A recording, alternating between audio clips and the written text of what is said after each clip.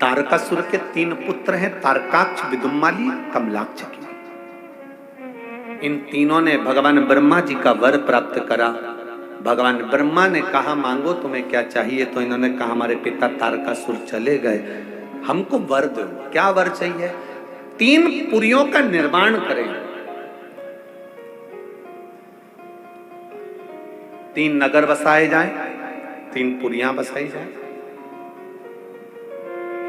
उन 3 पुरियों में हम निवास करें और 3 पुरियों में हम निवास करें। ब्रह्मा जी ने कहा और क्या चाहिए?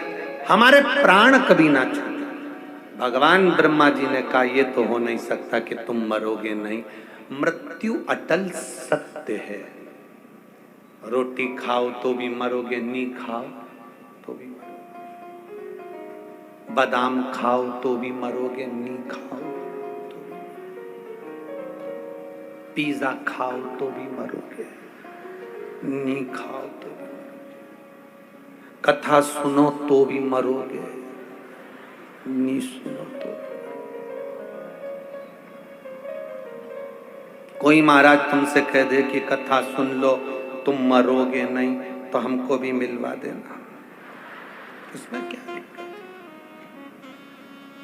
कथा सुनोगे तो मरोगे और नहीं सुनोगे तो मरोगे। तो किसी ने सुन लिया कि कथा सुनने पर भी मरना है, तो आते से बोला हम काहे को सुने, जब मरना ही है तो हमारा निवेदन केवल इतना है, कथा सुनकर मरना और नी सुनकर मरना, उसमें अंतर इतना है, बिल्ली अपने बच्चे को मुख से पकड़कर साथ घर लेकर जाती है, उसका बच्चा मरता नहीं है।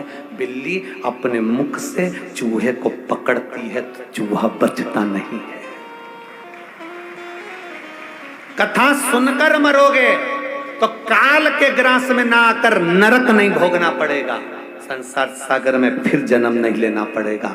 और अगर कथा नहीं सुने तो फिर जन्म, फिर मरण। कथा सुनकर अगर मर गए तो मुक्ति है, मोक्ष है, बार बार जन्म नहीं होता, बार बार जन्म नहीं।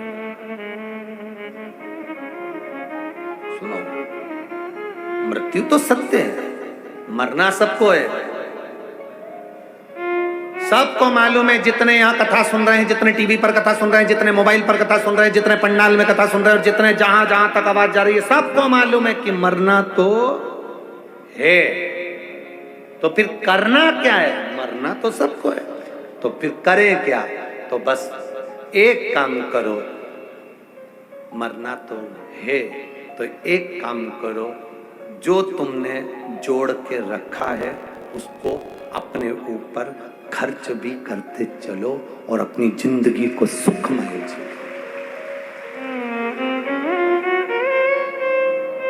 जोड़ा जोड़ा जोड़ा और आखिरी में यहीं पे छोड़ा, और फिर इतना बड़ा फोटो लग गया और उस पे प्लास्टिक के फूल की माला।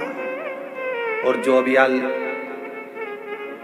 7-8 दिन के बाद में फिर 16 श्राद्ध आएंगे, लोग खीर और पूरी को मिला के तुम्हारे फोटो में चिपकाएंगे।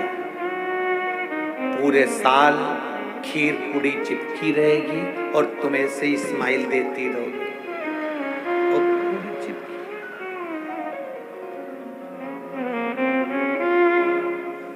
इसलिए AI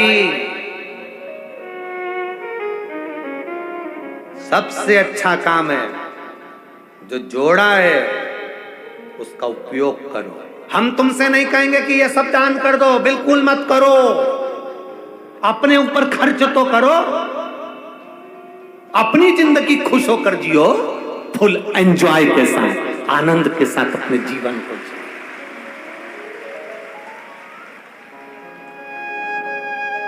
पेट भरने की जवाबदारी उस परमात्मा की है, पेटी भरने की जवाबदारी उस परमात्मा की नहीं है।